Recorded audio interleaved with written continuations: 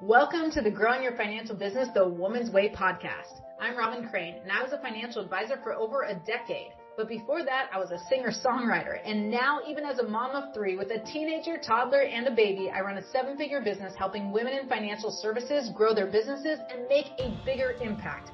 In this podcast, I'll bring you financial advisors, industry influencers, and highly successful entrepreneurs to give you innovative strategies designed for women. So get ready to learn how to get in front of the right people, get more ideal clients, and be able to grow your ideal business so you can live your ideal life. Welcome to Growing Your Financial Business the Woman's Way. I'm here with Allison Hillgren-Warner from Beacon Pointe Advisors. And Beacon Pointe actually is one of the largest women-owned RIA firms in the country with $13 billion under management. So quite awesome to have you here. And specifically, Alli is the Chief Marketing Officer. So she's really doing all this stuff, getting people to notice them, which is how it's growing so tremendously. So we're here to talk about branding. So welcome, Alli. Nice to have you here. Thanks, Robyn. Glad to be with you today. Awesome. So, well, tell me a little bit about your role and how you got into this and what specifically you're really focused on when it comes to branding. And I will preface it with this, that because I think in the traditional financial space, a lot of the branding, quote unquote, is like done for you, but it's horrible because it's like wirehouses, or not even wirehouses, but traditionally like it's more their brand, not yours. So talk a little about, your experience with that and how it's quite different from the norm. Sure. So I actually started as an intern with Beacon Pointe over 10 years ago. And I laugh because thinking back then, you couldn't have paid me $1 million to think I'd work in the financial services industry. I just had bad experiences thinking it was just investment banking. You see two sunrises before you ever get a wink of sleep. And it's just awful, work-life balance. And I have been proven very wrong, thanks to Beacon Pointe. But so yeah, when I started, we had one office, 22 people, and no departments, no marketing, no nothing. And this was before marketing even became a conversation or branding at the individual advisor level. And now we have 17 offices and over 190 team members. So you can imagine the evolution of branding and marketing, not only at the firm level, but also at the individual advisor level. And you're totally right. They both are absolutely critical. It's hard to have individual advisor brands without a firm brand, but the two absolutely need to support each other and feed off of each other and be cohesive so that your stories work for both the firm and the advisor trying to gain new business and new clients. So we can go into that. I'm sure you have many more questions and I can share some examples, but the evolution has been dramatic, if I can say at the least. That's awesome. I love hearing that too, because starting as an intern and kind of working your way up and now, being part of running a huge firm is great. But I think you guys also have such a great boutique feel that it doesn't feel big, which is also really nice, which has a lot to do with the intention around the branding. So tell us a little bit about how are you doing that? And I know when we kind of did our little pre-talk, you had some tips as far as here's some ways that they can do it themselves as well. Yeah, absolutely. So you have to start with a firm brand. If you don't have a place to start, like your website, for example, then there's not really a place to anchor you and then feed off of that. So we first started with completely redesigning our brand and through our website, and even updated our logo, did all of basically the granular components of what a brand is involved with, your slogans, your taglines, your colors, what kind of emotions are you evoking, with your existing clientele and your audiences. And from there, we built out our social media platforms at the company level, as well as supporting our advisors. So when you Google an advisor, what do you see? What is the immediate reaction when you click on their LinkedIn profile? There's so many components that are controlled by these different third-party social media companies, but you can really bring yourself to light through your verbal descriptions, through how, detailed your profile is. Does that match the biography on your company's website? Does that match with what you're posting in relation to your engagement in the community, in the financial sector news, whatever the case may be? So that's kind of, it's not rocket science, it's just execution. And it is time consuming. So a little plug for Beacon Pointe, and I can't help myself as part of the marketing, but we do this for the advisors. They don't have to do it for themselves. And so they trust us that we're controlling their brand that then is elevated and working for them, but also coincides with the firm story so that there's cohesion between the two. And we can get into the details of, how often we post on a LinkedIn profile, but making sure you're header image is what it needs to be. Your profile picture is what it needs to be. Your description of your title, making sure that the about you section is actually filled out and it speaks to your skill sets, but also evokes that human connection. So if someone's deciding between you and another advisor and they get a little extra tidbit of information about you and who you are, that might be the deciding factor if all other qualifications are the same. You know, little stuff like that that's hard to quantify the ROI can actually make a difference. I love that. Let's actually dive into that, because I'd rather go more detailed into one area than being too broad. Sure. So let's talk about LinkedIn, because I do think LinkedIn is actually, we use LinkedIn a lot. Not only do we use LinkedIn a lot for ourselves, you know, for our marketing, but also that's one of the strategies I definitely teach to the advisors that I work with and insurance professionals as well. But that there's so many people on LinkedIn. Not only are there so many people, but there's an easy way to find them. And when it comes to marketing, I don't know how much you guys do. Do you guys do paid traffic as well, or mostly organic? We actually just started doing paid traffic this year through social media advertising. We haven't done the Google console. We just necessarily haven't needed to yet. I know that sounds kind of silly, but we're test kitchen. We're using a test kitchen in each component, because I very strongly feel I want to see some return on the investment and be able to control the factors that play a role in that. So the majority of it's been organic, but through the visibility that we've created, I mean, we're getting 60,000 plus eyeballs every month across our different advisor profiles at $0 spend. That's separate of our advertising. So let's talk about that, because I think most of the ladies who are going to listen in aren't going to have a huge budget for advertising anyway. And I invest a lot of money in advertising, especially on Facebook. But when I'm actually teaching this to my clients, I talk like, go to LinkedIn, because LinkedIn it's very low cost. I mean, you need a profile, and then I say everyone get Sales Navigator and those sort of things, but it's still like, compared to real paid marketing, it's like nothing. And then how many, I don't know, billions of people are on that thing, and you can find them. And one of the strategies I teach is like, well, knowing who you want to target and then being able to actually search on LinkedIn and find using kind of searchable type terms is cool. But before, like, I don't know that we need to go into that, but I want to go back to what you were talking about in regards to those different components. So what are you optimizing and how do they do that? And include like the posting and stuff. I think that's great, because if they can do that organically, and I know whatever compliance you're going to BS around that, but tell us what you guys are doing specifically so that they can try to do that as well. Yeah. So first and foremost, compliance and I are best friends, and our compliance director is awesome. And obviously doing this for 10 years, I'm very well aware of how this works and what we can and can't say, but that doesn't mean you can't post. I mean, again, you have to check with your own firm and your own policies, but speaking from behalf of Beacon Pointe's policies, we, either curate the content internally, so it's obviously compliance approved. If it's third-party content, we run it through compliance to make sure it's okay to share. Obviously, if you're sharing an article, you're technically kind of, pseudo endorsing it. So you have to be very careful about that. And we post, I actually heard this term a whole bunch of years ago from an industry professional and a colleague of mine, professional. It's professional, personal. And you can argue it's a 80-20 to a 60-40 balance, but we're sharing all different types of content for our advisors. And I would say 70 to 80% of it is industry related. But then one of our partners in our Philadelphia office, she founded a nonprofit organization in honor of her daughter. And we all did burpees, a competition to promote and share the news and raise funds. And literally our managing director in our Florida office got on the floor in his lobby and started doing burpees. And this video is awesome. And you think about all the views that they get, the warm and fuzzy feeling, and the comments and the engagement and the interaction you get with your network. Those types of things are really critical. And the irony is some of those have nothing to do with what you do as a professional. So I think it's also moving more towards that too. I would say, if you're saying 80-20 or 60-40, like I would push 60-40, and just because people want things entertaining, they want what's interesting. Like I know a lot of people listening to this aren't going to be able to see this visually, because otherwise I would say drop in and give me a burpee right now, because that sounds awesome. But you're also dressed nice. So, but I mean, that's fun. On the top. I'm just kidding. Right? I know. The Zoom outfit. My non-matching pants here. So yeah, but I think that personal touch is everything. And if you right now, because Beacon Pointe itself has a great brand and you've worked really hard to create that brand, and that's amazing that advisors can come in and it could fit, because if they're aligned with that, that's easy. but still they got to own who they are. And that's, I think, where the personal touch comes in. So I like that mix. So how often are you posting?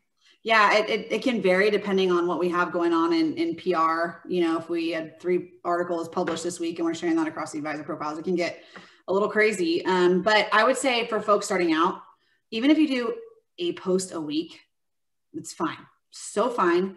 It's plenty, because if someone Googles you and goes to your LinkedIn post and sees that you're active and consistent, they know you're relevant, you're with it, you know, you're on it. But we'll post anywhere from once a week to 7 times a week or 13 times a week, or, you know, and we actually, that's something that I'm not type A extremely structured around, because we have enough that it's consistent that we kind of flow. I know that sounds weird, but we'll flow depending on kind of the activity, some of the feeling that we're getting from the industry, but also from clients. For example, the coronavirus. We didn't normally before send routine white papers. We did it when the market required it, right? Because that's our philosophical approach, is we're not going to spam you with information. When it's really important for you to hear from us, we're going to message you. And so people actually read it and listen to it a bit more effectively than just kind of white noise. But when the coronavirus came around, we were literally producing content on a weekly basis and hand delivering it to clients, because they needed and wanted to hear from us immediately. So we're here to kind of help gauge that temperature.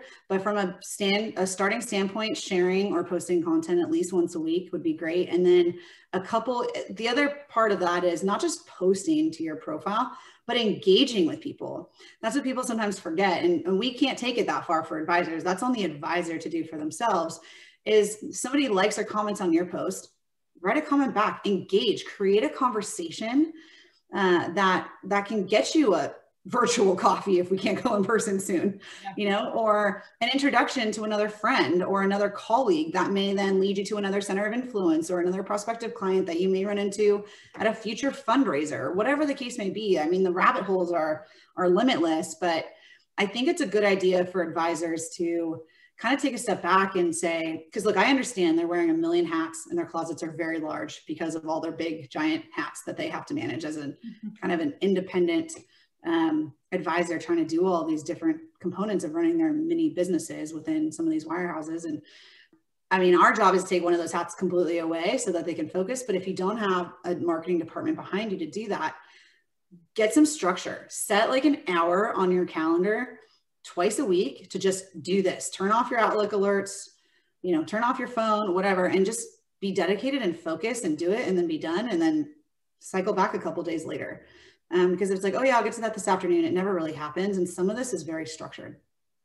Yeah, the key is consistency, I think, with any marketing, obviously. And one of the things that we talk a lot about is 1 hour a day to 6 figures, whether it's 1 hour a day to an additional 6 figures if you're already doing it, or to, you know, to your first 6 figures. But that one, and if you want to make $1 million, then it might take a little bit more time or a lot more team, right? But having that consistency is everything, because you got to get in front of people consistently, because otherwise you just go away.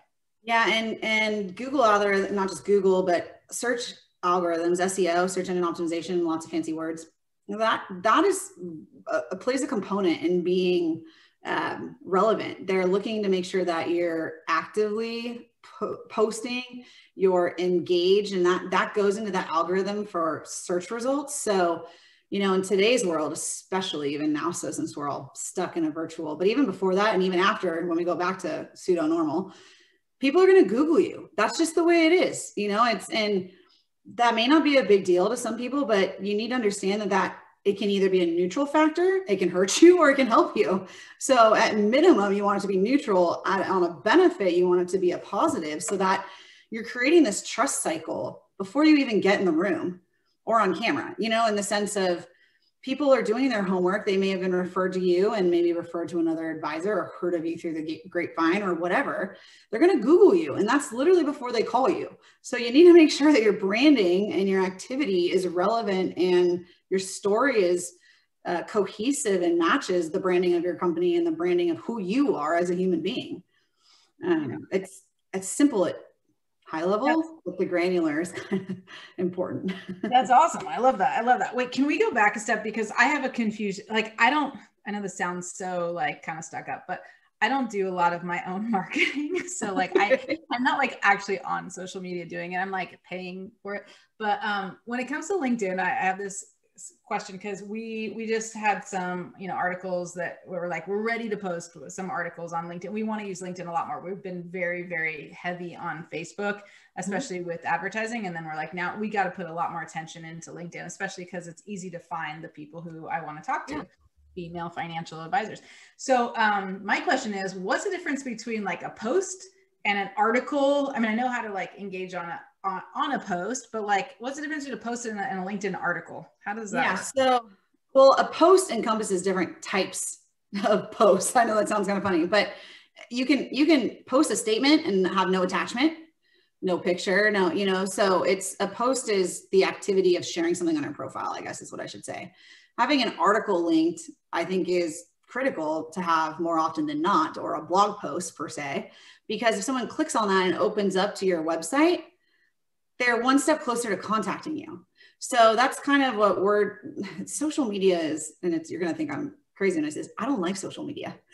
And I do this for a job, you know, and it's a part of, I eat, sleep, breathe, just because it's part of the role of marketing, but it is a necessary evil to help you with your search engine optimization and getting people back to your website so that they call you to work with you.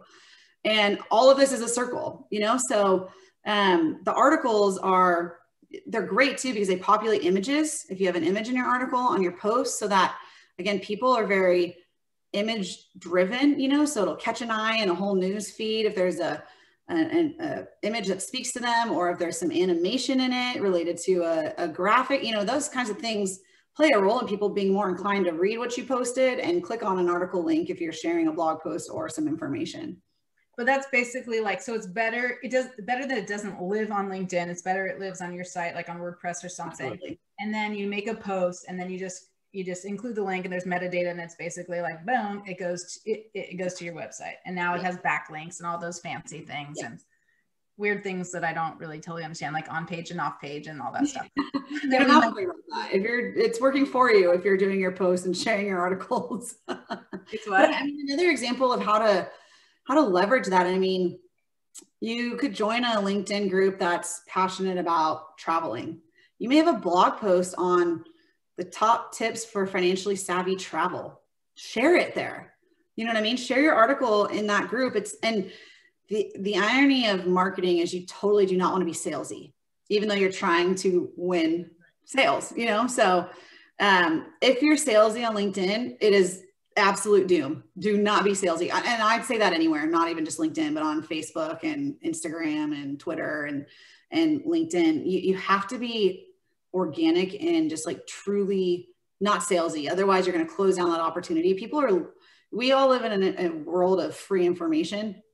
So your information needs to be honest and relevant, but not like you're trying to close a deal. Someone will come to you or have you top of mind when they're ready to act, and that's when they call you. So that's going to be a little, if I'm, you know, we're talking honest here, it can be frustrating to some advisors who start doing this and think, oh, I posted on LinkedIn or I shared an article, I should have a client by now. It does not work that way. Yeah. And social media may not actually get you clients, but it does indirectly because of your branding and because of your activity, which then helps your search engine optimization. You know, all these domino effects. I'll be the first to say that you're going to do a lot of social media activity and you're not just going to have a client land in your lap. You know, that is probably perfectly ideal to your minimum asset size or, you know, their financial planning specific. It just doesn't work like that. And I think there's a misconception about that if you post 3 posts, you should have 1 client by the end of that. It's much more about your qualitative brand that feeds to your quantitative outcomes by shortening that sales cycle. That is a great distinction. And I talk a lot about that as far as like, it's not linear anymore. You know, it's like, it's not like it used to be, what is it? Like the 10-3-1 rule. They're like, talk to 10 people, have 3 prospects, get 1 client. You know, I don't know if they're still teaching that. They probably are, because there's a bunch of archaic crap out there, but it's like the inverted funnel. Yeah. So it's like, but it's not like that. It's not like that. It's not linear anymore. And you can't, I talk about a different strategy in I have a challenge called the Appointment Generator Challenge. I'm specifically teaching them how to how to get appointments. And I agree with you. You can't be salesy. I'm a big fan of call to action, telling them what to do next. Right. But it's like, it can't just be like, it's similar to going to a networking event and handing people your business card when they're not ready for it. It's like, no, I do not want to sleep with you yet. Thank you very much. But it's very similar to like online. You start talking about what I call the box, like stop selling the box. You're talking about insurance, or you're talking about even 401k, reviews and stuff. It's very much the box, as opposed to what is it that they want? What's the result that they want? What are the problems they're having? How can you feel like you're actually talking to them? And then those different things, the activity that you're doing to get appointments, it could lead to appointments, but it's not linear. Even that, because you might have a connection now through LinkedIn or through Facebook or through some social media post or whatever that connects you with something else, and it's so much bigger. And that one connection can get you a speaking opportunity, which could get you way more clients, or that could get you, a news article, or like some great publication that could get you even more awareness and branding that's going to get, the higher net worth clients. So all of it adds up, but it is very difficult to see that right away, because that consistency, like you're saying, it takes time. It takes time to build. I know you said it took you guys years to really create this and build this. It took about 2.5 years to start seeing some serious results. And I have to credit our CEO and our president, Shannon Usey and Matt Cooper, for taking a leap of faith and investing in me, human capital, and B, 2.5 years before we started to see some true ROI on all the efforts we'd put in. I mean, we're studying analytics all the time. So I was looking, for example, to put some tangibility to that. When we redesigned our website, I was tracking the Google Analytics of how many viewers, what are the demographics of our viewers, month over month, quarter over quarter, and everything was growing. So we knew it was working, but until we actually saw some of those new that new business close, it was a couple of years, but it wasn't hurting us. It was still helping us as we were tracking those stats and seeing our visibility expand. So gosh, I just had something in my mind that I wanted to share with you that you were mentioning about the sales cycle. Oh yeah. Light bulb. People forget that their existing clients are their best referral sources, and also probably the most important niche to market to. And I mean that also not in a salesy way, but in a pure, honest connection way.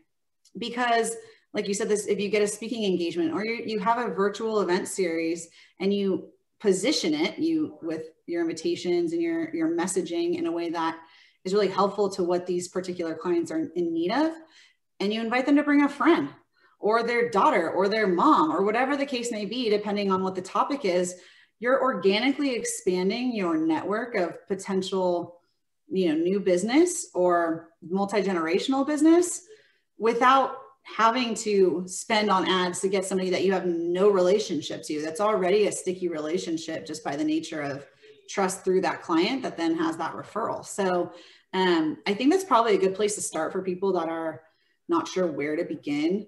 That's already warm instead of going cold somewhere else. Now those people are still going to Google you. So all the activity that you're doing on these external audience sources is still going to be helpful to that trust story and making sure that you are who you say you are.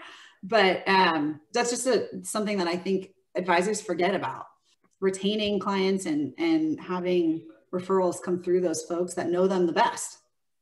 Well, I think the addition to that is that it's not just the, again, old school, typical, I just have to keep in touch with my clients, be like good with their, portfolios to get those referrals, but having actual branding and awareness and other, what we would call indoctrination, like you're indoctrinating them and giving them incredible value constantly that they would say. And it's not salesy, like you said, and it's not just geared towards what I would call selling the box, like, hey, use this. Then they see all that stuff.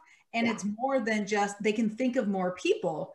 And so it's not just that, okay, oh, now you're asking for referrals, which is a great thing to do, but it's more like they're seeing you in many different areas, because if you're only talking to them about their stuff, and that's all they do is like, and it used to be face-to-face, now most of it's Zoom or phone calls or whatever, that's all they see. They might see you as, this is how you can help someone like me. Now, if you show them that you're more colorful, you have more value, you have so much more to add in different components, professionally, Is that what it was? Yeah, it's not my term. I can't coin it, but and personally, professionally, I like that. If you can do that, then they're going to say, oh, wow, you should check. And they can not just drive to a phone call. They can drive their friends and their family and their daughter and their whatever to something you're doing, a virtual meeting or virtual talk. I call them exclusive events. Or they can drive them to an article, or they can drive them to something that's way less committal. So now there's something more that they can give them. And one of the things that, we do a lot is having those calls to action. That's not salesy, but it's like you always are driving someone to something and driving them to think something in order to do that. And if you're constantly like thinking, how do they think and how can I get them to want to do this so that they feel good about it, then that's going to help as well. So awesome. This is really great. Anything else to add? I mean, we can go on for days, but I know we could actually go on for days. I just think it's important to remember to give people an experience as much as you can. I just thought of through our Women's Advisory Institute, we did an event that was on holistic health and wellness while you're sitting at your computer for 8 hours a day or 10, because it's just right there by your kitchen. And I just go back and check my emails all the time, and we think our clients are experiencing this as well. And so why don't we bring in a professional to do an at-home DIY yoga session and stretching session from your office chair? So we literally did this event that had nothing to do with finance, but really helped people. And they remember that we care about them as human beings. And it is part of our branding because we have holistic all wealth approach. And that means you're healthy financially, physically, emotionally, mentally, like all of that is important to us to serve our clients. So I'm just using us as an example. That is still part of your service offering as an advisor, and your clients appreciate that. We had our clients' kids that were home from college join us. We had aunts and uncles join us. You know what I mean? So there's a lot of different ways that you can do that. And it doesn't have to just be about how to take your Social Security benefits, or whatever the case may be. You can kind of get a little bit more exciting if you want to think outside the box. Yeah, I love that. Cool. Well, this is so great. I love this. This is awesome, Alli. Thank you so much. So tell them, where can they find Beacon Pointe and anything else they, to know about you guys, because obviously if they're looking for another option and that, you already have an established financial business, you have a book of business, and you're looking for something even better, you might want to take a look at Beacon Pointe Advisors. But go ahead and tell them where to find you and what to do next. Yeah, absolutely. So we are online at beaconpointe.com, and Point has an E, and across Instagram, LinkedIn, Facebook, Twitter. We have a whole bunch of YouTube videos. We have 4 different playlists of different kinds of educational videos.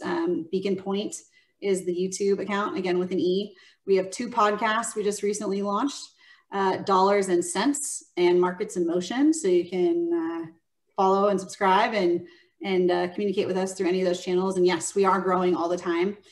So if there's any advisors out there looking for a new home that fits their culture, and come message us, info@beaconpointe.com.